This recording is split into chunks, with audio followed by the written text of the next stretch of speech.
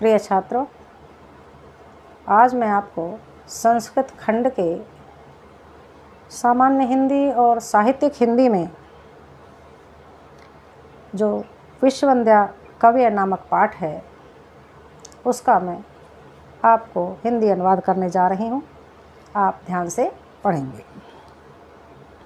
वाल्मीकि कविंदु नौमि वाल्मीकि यस्य रामायणीं कथां चंद्रिकाम इव चिन्वन्ति चकोरा इव को वदा। कवि रूपी चंद्रमा वाल्मीकि जी को नौमि माने नमस्कार, मैं नमस्कार करता हूँ। कवि रूपी चंद्रमा वाल्मीकि जी को मैं नमस्कार करता हूँ। यस्य रामायणीं कथां, जिन्होंने रामायण कथा की रचना की है। चंद्रिकाम इव चिन्वन्ति चकोरा इव कोविदा, कवि लोग इनकी रामायण कथा को इस प्रकार चयन करते हैं जैसे कि चकोर चंद्रिका का चयन करते हैं, ठीक उसी प्रकार से। वाल्मीकि कवि सिंहस्य कविता वनचारिण शृण्वन् राम कथा नादम को न याति परम पदम। वाल्मीकि रूपी कवि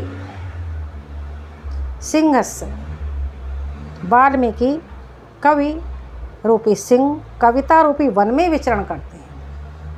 वाल्मीकि कवि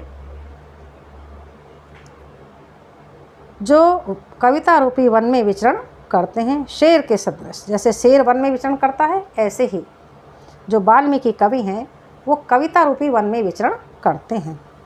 श्रवण राम का कथा नादम, इस राम कथा के नाद को सुनकर। को न याति परम गतम, ऐसा कौन है जो परम गति को प्राप्त नहीं होता। कूजंतम राम रामेति मधुरम मधुराक्षरम आरुह्य कविता शाखम वंदे वाल्मीकि कोकिलम। कूजंतम माने कुहुकते हैं, बोलते हैं। राम रामेति, राम राम इति, राम राम मधुर मधुर अक्षर। वाल्मीकि जी मधुर मधुर अक्षर राम राम इस नाम को कुहकते रहते हैं, बोलते रहते हैं। आरुह्य कविता शाखम, कहाँ पर? कविता रूपी शाखा पर चढ़कर। वाल्मीकि कोकिलम, वाल्मीकि रूपी कोयल मधुर मधुर अक्षर राम राम इति, ऐसा शब्द कुहुकती रहती है जैसे कोयल कुहुकती है। मधुर मधुर शब्द, मधुर मधुर उसका स्वर होता है जो सबको प्रिय लगता है, ठीक उसी प्रकार से वाल्मीकि रूपी कोयल भी मधुर मधुर अक्षर राम के नाम को कुहुकते रहते हैं, बोलते रहते हैं। आरोह्य कविता शाखा, कविता रूपी शाखा पर चढ़कर। ऐसे वाल्मीकि जी की मैं वंदना करता हूँ। व्यास है, व्यास जी श्रवण अंजलि पुटपेयम विरचितवान भारताख्यामृतम यह तम अहम रागम अकृष्णम कृष्ण द्वैपायनम वंदे। श्रवण अंजलि पुटपेयम, श्रवण माने सुनना और अंजलि माने अंजलि और पुट माने अग्रभाग उसका, यानी कान हमारे। तो श्रवण अंजलि जिनसे हम सुनते हैं उनका जो अग्रभाग है, जो पुट हैं, उनसे जो सुनने योग्य है, अर्थात हमारे कानों से जो सुनने योग्य है। विरचितवान भारताख्या अमृतम, ये जिस महाभारत जैसे पुराण जो अमृत तुल्य है उसकी इन्होंने रचना की है। तम अहम रागम कृष्णम, जो राग और द्वेष से रहित हैं। कृष्णम जो कैसे हैं? जो कलंक से रहित हैं, ना राग है, ना उनके हृदय में द्वेष है और ना ही उनका हृदय किसी प्रकार से कलंकित है।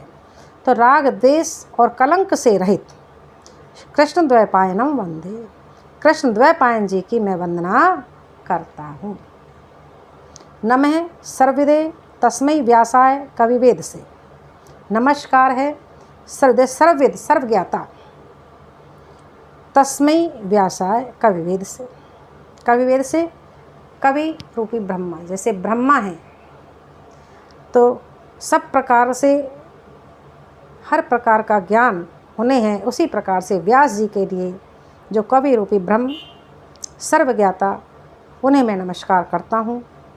चक्रे पुण्यम सरस्वत्याम यो वर्षमिव भारतम, जिन्होंने अपने द्वारा लिखे हुए इस महापुराण महाभारत रूपी अमृत से इस भारत वर्ष को पवित्र कर दिया, पुण्यवान कर दिया। चक्रे पुण्यम सरस्वती, ठीक उसी प्रकार से जैसे कि ब्रह्मा जी ने सरस्वती नदी के द्वारा इस पृथ्वी को पवित्र किया, ठीक उसी प्रकार से व्यास जी ने अपने सुंदर महाभारत रूपी पुण्यमयी अमृतमयी उस ग्रंथ के द्वारा इस भारतवर्ष को पवित्र कर दिया।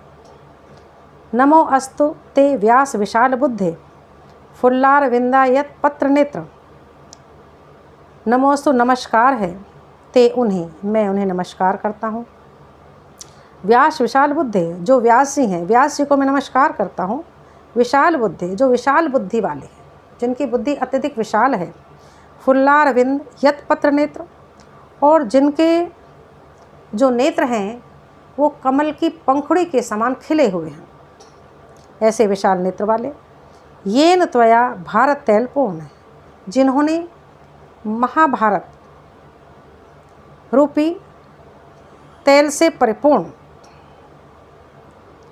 प्रज्वलितो ज्ञानमयी दीप है, ज्ञानमयी दीपक को प्रज्वलित किया है। अर्थात जिन्होंने अपने महाभारत के द्वारा इस सारे संसार को ज्ञान से प्रकाशित किया है। जैसे कोई दीपक होता है और उसमें तेल भर के हम जब उसको जलाते हैं तो अंधकार को दूर करता है, ठीक उसी प्रकार से व्यास जी के द्वारा ये ज्ञानमय दीप जो उन्होंने प्रज्वलित किया है, महाभारत जो ग्रंथ है, पुराण है, उसके द्वारा जो प्रज्वलित किया गया ये ज्ञानमय दीप है, इससे सभी के हृदय में अंधकार दूर होता है और ज्ञान का प्रकाश फैल जाता है, जो निरंतर सबको ज्ञान का प्रकाश देने वाला है। ऐसे रचना करने वाले व्यास जी को नमस्कार करता हूँ। कालिदास है, अब कालिदास जी का है। पुरा कविना गणना प्रसंगे, पुरा माने प्राचीन आदि समय से, कवियों की गिनती के प्रसंग में, कवियों की गणना के प्रसंग में कनिष्ठिका अधिष्ठित कालिदास है। कालिदास जी आज भी कनिष्ठिका पर ही विराजमान है, अधिष्ठित हैं। अद्यपि आज भी तत्तुल्य, उनकी तुलना में कविर अभावाद, कवियों के अभाव होने के कारण अनामिका सार्थवती बहु, दूसरी उंगली का नाम अनामिका हो गया। क्योंकि आज भी कवि कालिदास जी के समान कोई कवि नहीं है, तो आज भी गणना की स्थिति में कवियों में कालिदास जी ही प्रथम स्थान पर हैं। कालिदास गिराम सारम, कालिदास है सरस्वती। कालिदास जी की जो वाणी है, कालिदास जी के मुख से जो शब्द निकलते हैं, सारम उसका सार तत्व केवल कालिदास जी ही जानते हैं या माँ सरस्वती जानते हैं। चतुर्मुखो अथवा, या फिर ब्रह्मा विदुर न अन्य तो मादृशः, या फिर चार मुख वाले ब्रह्मा जी जानते हैं। अन्य कोई ऐसा नहीं है जो उनके मुख से निकली हुई वाणी का कोई अर्थ बता सके, सार तत्व बता सके। निर्गतासु नैवा कस्य कालिदासस्य सूक्तिषु, कालिदास जी के द्वारा जो रचित सूक्तियाँ हैं, उनके निकलने पर उस प्रकार से मन आनंदित हो जाता है, आत्मविभोर हो जाता है, महकने लगता है। जैसे प्रीति मधुर सांद्रासो मंजरी, जैसे आम की मंजरी के निकलने पर चारों तरफ सुगंध फैल जाती है, उसी प्रकार से कालिदास जी के द्वारा कही हुई सूक्तियाँ सबके हृदय को प्रभावित करती हैं, सबके हृदय को प्रेम और मधुरता से परिपूर्ण कर देती हैं।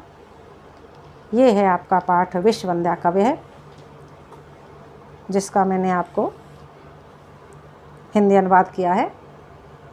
अब आगे दूसरा पाठ मैं आपको लेकर आऊँगी, तब तक आप इसका अध्ययन करेंगे।